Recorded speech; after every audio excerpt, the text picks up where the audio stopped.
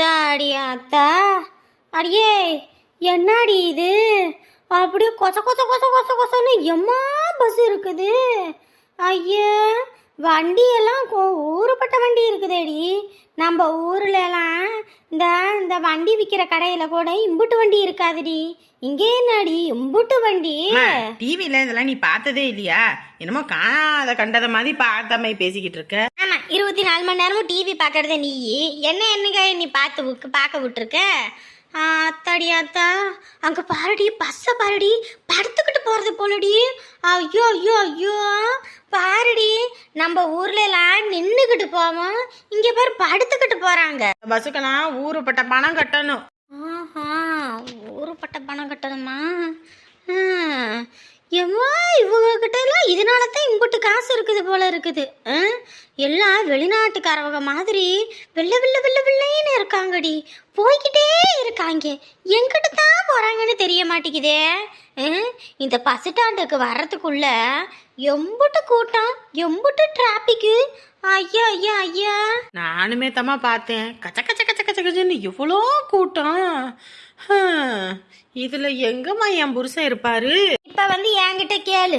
நீ தான் எனக்கு அது தெரியும், எனக்கு இது தெரியும், உலகமே என் கைக்குள்ள இருக்கு, இந்த சென்னை மாநகராட்சி நான் கண்டுபிடிச்சிட மாட்டேன்னா அப்படி இப்படின்னு இப்ப என்கிட்ட கேக்குற?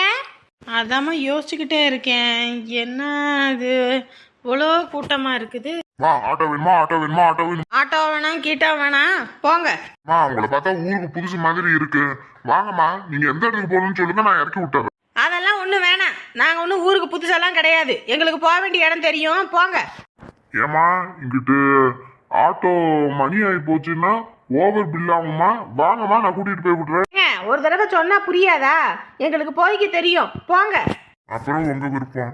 மயிலாப்பூர் ஆவடி, வாங்கம்மா, ஆட்டோ இருக்குமா? வாங்கம்மா வாங்கம்மா. அடியே, உனக்கும் அட்ரஸ் தெரியாது, எனக்கும் அட்ரஸ் தெரியாது. அந்த தம்பி தான் கூட்டிட்டு போய் விடுன்னு சொல்லுதுல்ல, அப்படி அந்த தம்பியோடய ஏறி போயிருக்கலாம். அப்படியே அம்மா, லூஸ் மாதிரி பேசாத.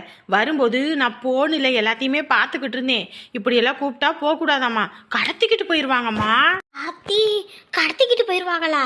ஆமா, ஊருக்கு புதுசான்னு கேட்டா நாங்க இங்கதான் பிறந்து வளர்ந்தோன்னு சொல்லணும், இல்லன்னு வையே கொண்டு போய் வித்து போடுவாங்கம்மா. ஐயோ, ஏண்டி என்னடி இப்படி சொல்ற? மாப்பிள்ளைய பார்க்க கூட்டிட்டு போறேன், அங்க போய் கூட்டிட்டு போறேன்னு சொல்லிட்டு இப்ப என்னடி புதுசு புதுசா பீதிய கலப்புற? ஐயோ, நான் பார்க்க வேண்டியது ஊருப்பட்டது இருக்குடி, என்னை கொண்டு போய் ஏதாவது பண்ணி போட்டா நான் என்னடி பண்றது? அம்மா, இது உனக்கே ஓவரா இல்ல? நீ எல்லாம் வாழ்ந்து முடிஞ்ச கட்டை, உனக்கு என்ன? நான்லாம் வாழ போற ஆளு, நானே அதை பத்தி கவலைப்படாம இருக்கேன். ஏண்டி அதுக்குன்னு சாவு பயத்தை கண்ணுல பார்க்க சொல்றியா? அடி போடி, அப்பயே உன் மாமியார் கறி மாமனாரும் நிறுத்தினாங்க, அவங்க பேச்ச கேட்டுக்கிட்டு அப்படியே இருந்திருக்கணும். அதை விட்டுவிட்டு நீ சொல்றன்னு வந்ததுக்கு பெரும் இதை எனக்கு காட்டுறியடி. அடியே, என்னடி பண்ற? எங்கிட்டு போறதுன்னு என்னன்னு பண்ணுடி. இருமா ஒரு நிமிஷம். இது எந்த இடம்னு வேற தெரியல, எந்த இடம்னு தெரிஞ்சாத்தானே அதுக்கு ஏத்தாப்புல பண்ண முடியும். அத்தாடி, இவன் மலைக்கு கூட பள்ளிக்கூடம் பக்கம் ஒதுங்கினது இல்லை. இந்த படுபாவி பேச்ச கேட்டுக்கிட்டு நான் தன்னந்தனியா ஒத்தையில மாட்டிக்கிட்டேன் போல இருக்கே. ஆத்தி, இப்ப என்ன பண்றது? இடம் எதுனே தெரியலையாமா. இதுல எங்க போய் தேடுறது இந்த மாப்பிள்ளைய? அடியே, வந்த பஸ்ஸுக்கே ஏறி நம்ம ஊர் பக்கமே போயிருவோண்டி. தேவையில்லாத பிரச்சனை எதுக்குடி? ஏமா, நீ கொஞ்ச நேரம் கம்முன்னு இரு. அடியே, வாய மூடி, எனக்கு வேற பயமா இருக்கு. ஐயோ, இப்படி முட்டுச்சந்து இருக்கிற மாதிரி ஒரு இடத்துல கூட்டிட்டு வந்து விட்டுட்டியாடி, இப்ப எங்க போறதுனே ஒன்னும் புரியலையாடி. ஏமா, உன் மாப்பிள்ளையே அவருக்கு தெரியாம போய் அவர் இருக்க இடத்துலயே கையும் களவுமா பிடிக்கணுமா, அதுக்கு தான் நான் வந்திருக்கேன், சரியா? வீணா போன விளக்கண்ண, அவரை கையும் களமா பிடிக்கிறது இருக்கட்டும், நம்ம 2 பேரும் இங்கே நின்றுகிட்டு இருந்தாலும் வையே, நம்மள யாராவது கையும் களமா இழுத்துக்கிட்டு போயிட போறாங்கடியே. ஐயோ, லூசு மாதிரி பண்ணாதம்மா, இருமா கொஞ்ச நேரம் யோசிக்க விடு.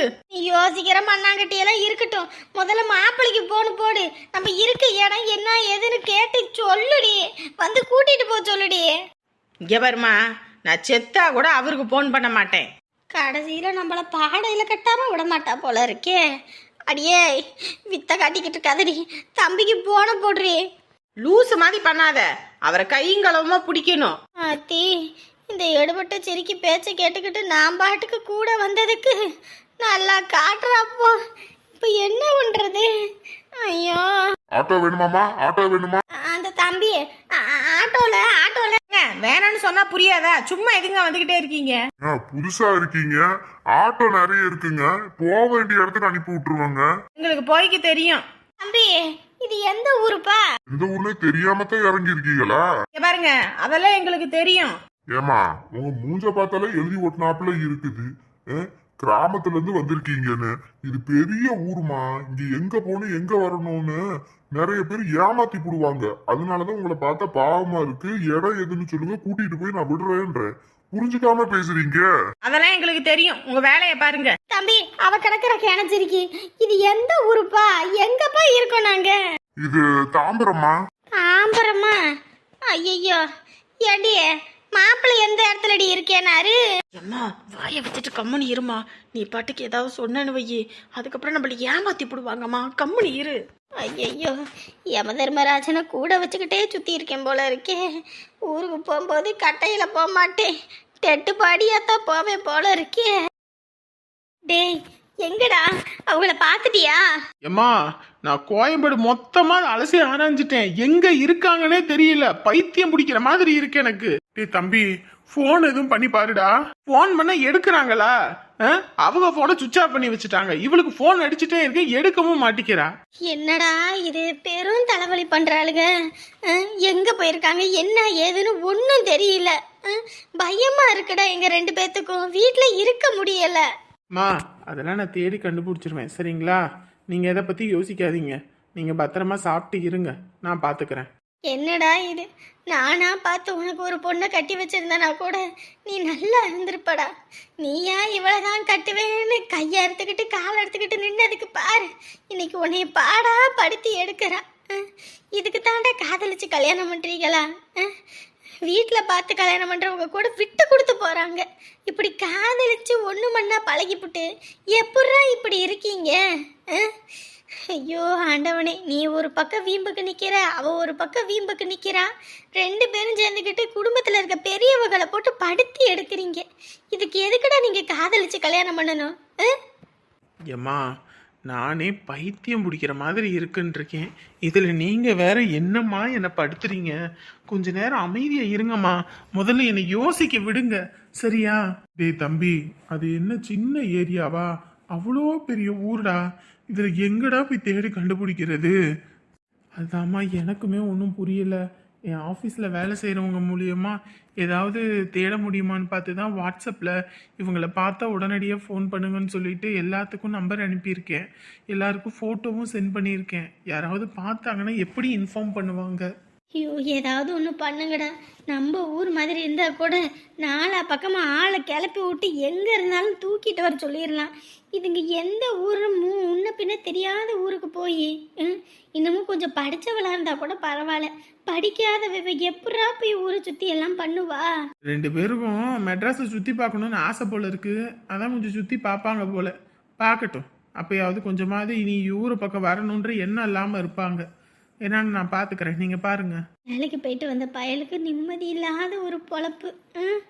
ஷோ, நான் பார்த்துக்கிறேம்மா. நீங்கள் எதை பற்றி யோசிக்காதீங்க, சரியா? அப்பாவும் நீங்களும் சாப்பிட்டு இருங்க. நான் எல்லாம் பார்த்துக்கிறேன். அப்பா, அம்மாவுக்கு நீங்கள் தான்ப்பா ஆறுதல் சொல்லுங்க, சரிங்களா? சரிடா, எத்தனை மணியாக இருந்தாலும் சரி, அவங்க கிடைச்சோன்னே எனக்கு ஃபோன் பண்ணு. அப்போ தான் எங்களுக்கு நிம்மதியாக இருக்கும். சரி, நான் பார்த்துக்கிறேன். யோ, நீ என்ன இருக்கிற? ஒரு 200 ரூபா சேலை எடுத்துகிட்டு வந்து கொடுத்தா, நான் 200 ரூபா சேலை எடுத்து கொடுத்துருக்கேன், நான் 200 ரூபா சேலை எடுத்து கொடுத்துருக்கேன்னு அந்த பீத்திக்கிட்டு தெரியவ. இன்னைக்கு என் மாப்பிள்ளை என் பிள்ளைக்கும் உனக்கு எனக்கெல்லாம் சேர்த்து 15,000 ரூபாய்க்கு துணி எடுத்து கொடுத்துருக்காங்க. எப்படி 15,000 ரூபாய்க்கு? அடியே, நானும் உனக்கு சேலையே எடுத்து கொடுக்காத மாதிரி பேசிக்கிட்டு இருக்க. எடுத்து கொடுத்து எத்தனை நாள் கட்டிக்கிட்டு திரிஞ்ச? இதெல்லாம் மறந்துட்டியாடி? ஆமாம் ஆமாம், பெருசாக அப்படியே எடுத்து கொடுத்துட்டேன். 100 ரூபா சேலையும் கட்டுக்கடை சேலையும் அப்படியே எடுத்துகிட்டு வந்து கொடுப்பேன். இதுலேயும் வேலை செய்ய போன இடத்துல யாராவது பெரியவங்க ஏதாவது கட்டின சேலை இருந்து எடுத்து கொடுத்தாங்கன்னா அதை கொண்டு வந்து கொடுப்பேன். என்னமோ பெருசா உலகத்துல இல்லாத மாதிரி தான் பேசுற. ஆமாண்டி, இத்தனை நாள் வரைக்கும் நான் எடுத்து கொடுக்கும்போது இனிச்சுது, இப்ப கசக்கத்தான் செய்யும். என்ன பண்றது? இருக்கட்டும் இருக்கட்டும். என்ன இம்புட்டு செலவு பண்ணி இவ்வளோ துணி எடுத்ததுக்கு பதிலாக எனக்கு 2000க்கு புடவை எடுத்தாங்க. என்கிட்ட அதை கொடுத்துருந்தாங்கன்னா 20 புடவை எடுத்திருப்பேன். அதானே, உன் புத்தி அங்கிட்டு தானே போகும். உனக்கு எடுத்திருக்காங்க பாரு 3000 ரூபாய்க்கு. நீ கிழிக்கிற கிழிப்புக்கு ஏற்கனவே ஒரு சட்டையை வந்துட்டு நல்லதுக்காக தான் போடுவேன், கெட்டதுக்காக தான் போடுவேன். தேய தேய கிளிய கிளிய போட்டு தள்ளுவேன். உன் இருக்க லட்சணத்துக்கு உனக்கு 3000 ரூபாவா? அப்பாவும் அம்மாவும் பேசிகிட்டு இருக்காங்க. அவங்க கிட்ட இந்த ஃபோட்டோவை பற்றி சொல்லுவோம்மா? சொன்னால் என்ன நடக்கும்னு கூட தெரியல. ஐயோ பயமாக இருக்கு, என்ன நடக்கும்னே தெரியல. சரி, அவர் வெளியே தான் நிற்கிறாரு, அவருக்கு தண்ணி மொத்த கொடுக்குற மாதிரி இதை பற்றி சொல்லிடுவோம். அதுதான் பிரச்சனை இல்லை. இவங்கக்கிட்ட சொன்னால் என்ன நடக்கும்னு கூட தெரியல. ஏற்கனவே வாசு அப்பா வீடு பூந்து அடிக்க போயிட்டு வந்தார். மறுபடியும் அவனை அடிச்சு கிடிச்சு ஏதாவது உயிருக்கு ஆபத்தாயிடுச்சுன்னா என்ன பண்ணுறது? அவர்கிட்ட சொல்கிறது தான் நல்லது. ஒரு தடவை தப்பு பண்ணுறது எங்கே வந்து நிற்கும்னு இப்போ தான் புரியுது. அம்மா, அவருக்கு தண்ணி முந்து கொடுத்துட்டு வரேன். அத்தாடி, வந்தோடனே உங்க அப்பங்கிட்ட அதை பத்தி பேசிட்டு இருந்ததுல இதை மறந்துட்டேன். ஆமா, காணாத கண்டதை பார்த்தா அப்படித்தாண்டி இருக்கும். சரிடி சரிடி, போ தண்ணியை முது கொடு, போ போ போ. சரிம்மா. நான் வீடு பார்த்துட்டேங்க, அவ்வளோதான். 4 பாலை காய்ச்சிட வேண்டித்தான். என்னங்க, நீங்கள் இருந்தால் எனக்கும் கொஞ்சம் நேரம் போகிறது தெரியாது. இப்படி நீங்களும் போயிட்டீங்கன்னா அப்புறம் எனக்கு சங்கட்டம் தான் போங்க. என்னங்க பண்ணுறது? அப்புறம் நீங்களே பார்த்தீங்களா இந்த ஹவுஸ் ஒன்று என்ன கிழிக்குதுன்னு. என்னமோ நாம் தான் வந்துட்டு அதை பண்ணுறோம் இதை பண்ணுறோம். ஏன் இது ஒன்றுமே பண்ணுறது இல்லையா? இவங்களுக்கு வாசம் ஒரு நாளைக்கு நம்ம தான் கூட்டணும், ஆளுக்கு ஒவ்வொரு நாள் கோலம் போடணும், ஆளுக்கு ஒவ்வொரு நாள் வாசம் தெளிக்கணும், ஆளுக்கு ஒவ்வொரு நாள் அதை பண்ணணும் இதை பண்ணணும், தொட்டியை கழுவணுன்னு வாங்க, அது இதுன்னு எல்லாம் பண்ணணும் நம்ம. ஆனால் நம்மளையே கருவி ஊற்றுவாங்க. இது இல்லைன்னா இன்னொரு வீடுங்க. அதான் நான்லாம் பார்த்துட்டேன். என் புருஷன் வந்துட்டு வேணாம்மா இங்கேயே இருப்போம், இதை கொஞ்சம் பாதுகாப்பு சேஃப்டி, யாரும் இந்த காம்பவுண்டுக்குள்ளே வர முடியாது வைக்க முடியாதுன்னாரு. நீ பாட்டுக்கு 24 மணி நேரமும் வீட்டில் இருக்க மாட்ட, வேலைக்கு போய்ட்டு ராத்திரி தூங்குறதுக்கு தான் நீ வருவ. இங்கே வீட்டில் இருக்க எனக்கு தானே தெரியும். வெளியே வந்தால் திட்டுது, யாரு கூடயும் பேசுனா திட்டுது, பாத்திரம் கழுவி இந்த பக்கம் ஏண்டி தண்ணியை விடுறேன்னு கேட்குது, தட்டு தண்ணி எதுக்கிட்டு இங்கே ஊத்துறேன்னு கேட்குது. ஐயா ஐயா ஐயா, அது பெரும் இதாக இருக்குது. என்னாலலாம் இருக்க முடியாதியா, நீ வீடு பார்க்கறதா பாரு, இல்லையா என் ஆத்தா வீட்டுக்கு போகிறேன்னு ஒரே முடிவில் நான் நேற்று சொல்லிவிட்டேன். உடனே காலையில் விடுஞ்சோன்னே வீட்டை பார்த்துட்டாரு, கிளம்பிடலான்னு முடிவு பண்ணியாச்சு. என்னங்க இப்படி பண்ணுறீங்க? சே, சரி, உங்கள் ஊர் பக்கமே ஏதாவது ஒரு வீடு எதுவும் இருந்தால் பார்த்து சொல்லுங்கள், நாங்களும் அப்படியே வந்துடுறோம். ஐயே, மறுபடியும் இதே ஊரில் இருந்துட்டு மறுபடியும் லைனு வீடா? நான் இந்த தடவை ஒத்த வீடாக பார்க்க சொல்லிட்டேன், அதுவும் ஹவுஸ் ஓனரே இல்லாத தனி வீடாக பாரியா. 1000 2000 போனாலும் பரவாயில்ல, வேலைக்கு போயிட்டு வந்து நிம்மதியாக தூங்கி எந்திரிக்கிற மாதிரி இருக்கணும். அதை விட்டுட்டு ஹவுஸ் ஓனருக்கு பயந்துக்கிட்டு இருக்க முடியாது. 4 பேர் நம்ம வீட்டில் சொந்த பந்தம் வந்துச்சுன்னா எப்போ கிளம்புறாங்க, கிளம்பலையா, தண்ணி எம்பிட்டு செலவாகுது, கரண்ட் பில் எம்பிட்டு செலவாகுது, ஏன் இவ்வளோ நேரம் லைட் எரியுதுன்னு இதுக்கு பெரும் ரோதனையாக இருக்குது. அதனால தான் தனி வீடாக பார்க்க சொல்லிட்டேன். என்ன வாடகை தான் ஒரு 1000 ரூபா அதிகம். அப்புறம் என்ன நீ தொலையுது, இதுக்கிட்ட தினமும் சண்டை போட்டுக்கிட்டு கிடக்கிறதுக்கு அங்கிட்டு போயிடலான்ட்டு தான் போயிட்டேன். முதல்ல இருந்து ஹவுஸ் ஓனர் எங்களுக்கு அப்படியெல்லாம் குறைச்சல் இல்லைங்க, இப்போ தான் இந்த மாதிரி. என்ன பண்ணுறது, நானுமே வேறு வீடு பார்க்கலாங்கன்னு சொல்கிறேன். அவர் தான் இருந்துட்டு பொறுமா, இப்போ தானே வீட்டுக்கு வந்திருக்கோம், உடனே போக முடியாது, கொஞ்சம் பொறு அப்படின்றாரு. நான் நாளைக்கு இந்த அட்வான்ஸ் காசு கொடுத்துருக்கேன்ல, அதை வாங்கிட்டு அப்படியே கிளம்பிடுறது தான். ஓ சரிங்க. 25,000 கொடுத்துருக்கேன், எப்படியாவது கொடுத்துருச்சுன்னா வாங்கிட்டு நம்ம பாட்டுக்கு இந்த பக்கம் தலை வச்சே படுக்கக்கூடாதுன்னு கிளம்பிடுற வேண்டிதான். தினந்தோறும் இப்படி ஒரு ஆளை நம்ம வாழ்க்கையில் பார்க்கவே முடியாதுன்ற அளவுக்கு என் வாழ்க்கையில் நான் வெறுக்கிற ஒரே ஆள்னா அது இது தான். சரி விடுங்க, போய் நல்லா இருங்க, அதுவே போதும். இப்போ போகிற ஹவுஸ் ஓனர்லாம் குடைச்சல் இல்லைங்க, அவங்க பாட்டுக்கு வாடகை வாங்க கூட வரமாட்டாங்களாமா. நம்ம ஃபோன்லேருந்து மாற்றி விட்டா போதுமாம்மா, முன்ன பின்ன ஆனாலும் பரவாயில்லன்ட்டாங்க. ஏன்னா அவங்க இந்த மாதிரிலாம் அதெல்லாம் கேட்கறதில்ல. இதுதான் 1, 2 ஒரு 4 வீடை வச்சுக்கிட்டு இது பெரிய சீனை போட்டுக்கிட்டு தெரியுது.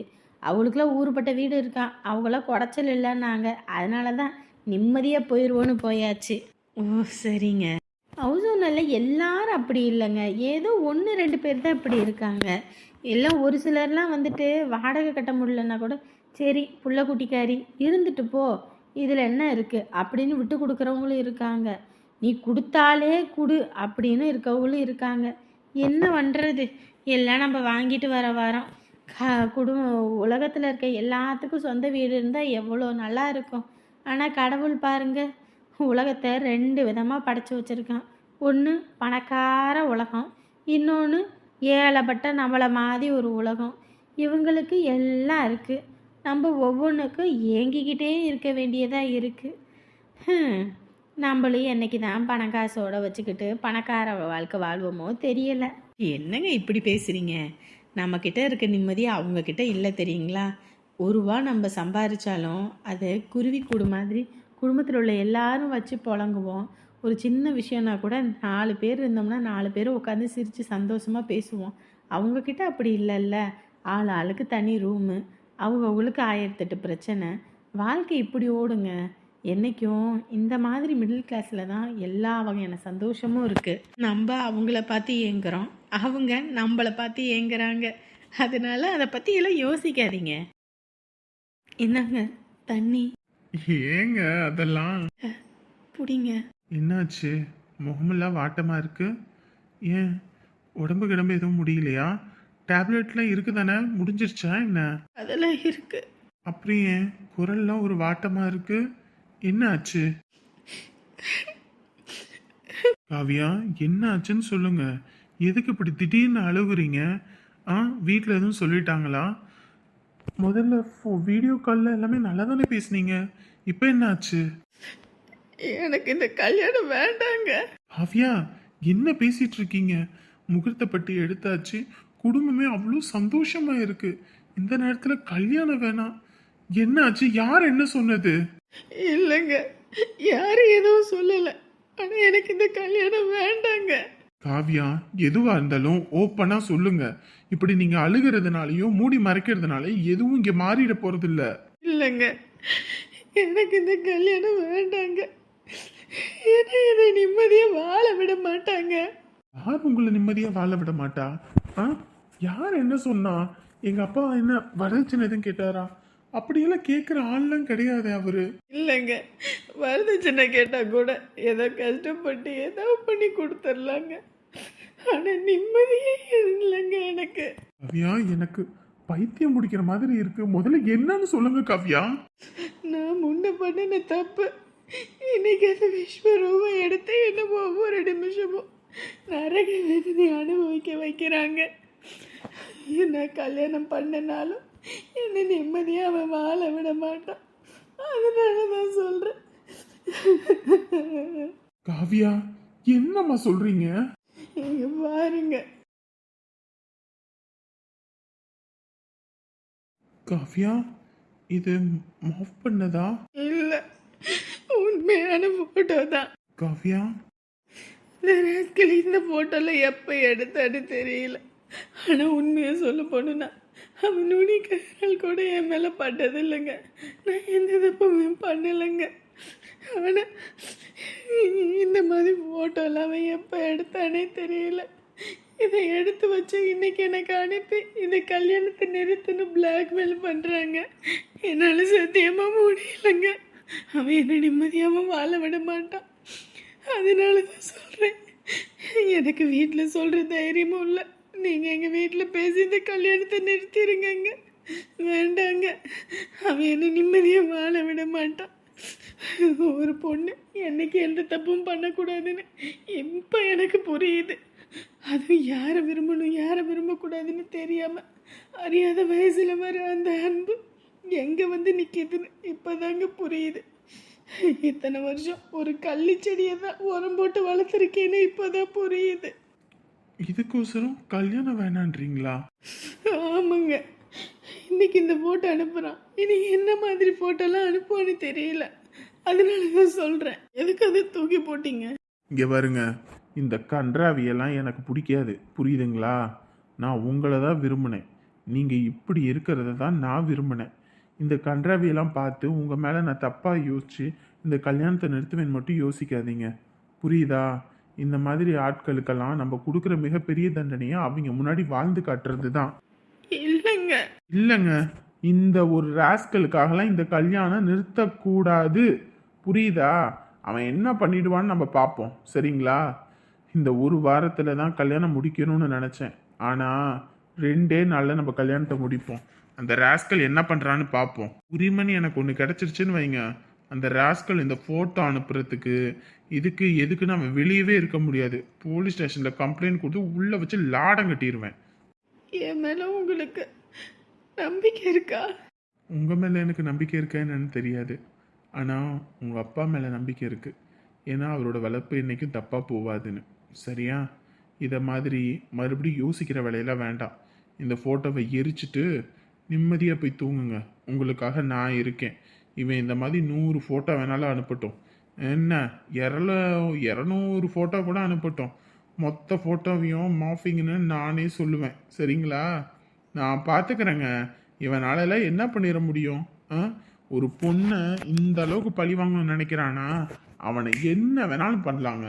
நீங்கள் எதை பற்றி யோசிக்காதீங்க.